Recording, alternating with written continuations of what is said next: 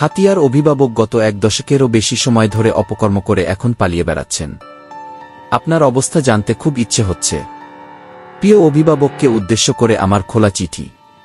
আচ্ছা প্রিয়, আপনি জেল থেকে কবে ছাড়া পাবেন? আমার নামে ব্যাংক থেকে যে 3 কোটি টাকার লোন নিয়েছেন তার কি হবে? কয়েকদিন পর ব্যাংক আমার স্থাবর সম্পত্তি নিলামে তুলবে। আমি এখন কি করব? হে অভিভাবক, আপনাকে ম্যানেজ করে মাদ্রাসা, কলেজ ও স্কুলে চাকরি নিয়েছি। এখন ছাত্রজনতা প্রতিদিন আমাদের টেনে হিচড়ে নামাতে চায়। আমাদের সেই 3 লক্ষ টাকার কি হবে? হে অভিভাবক, আপনার পরামর্শে ঝামেলাওয়ালা জমি কিনেছি, অন্যদের কাছে বিক্রি করেছি। মাঝখানের লভ্যাংশ আপনার দরবারে দিয়ে এসেছি। আজকে জমির মালিক আমাদেরকে লাথি মেরে উঠিয়ে দিয়েছে। আমরা এখন কোথায় যাব?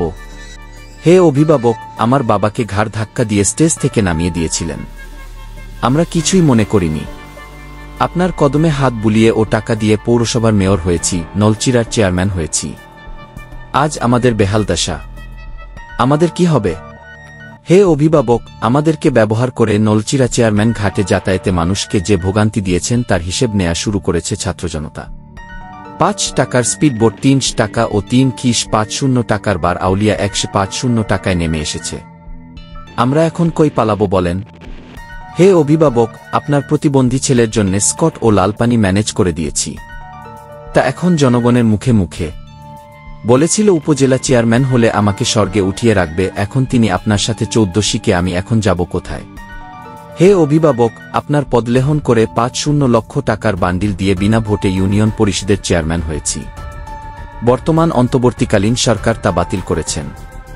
এদিকে আমাদের টাকা উঠাতে পারিনি। এখন আমাদের কি হবে প্রিয় অভিভাবক?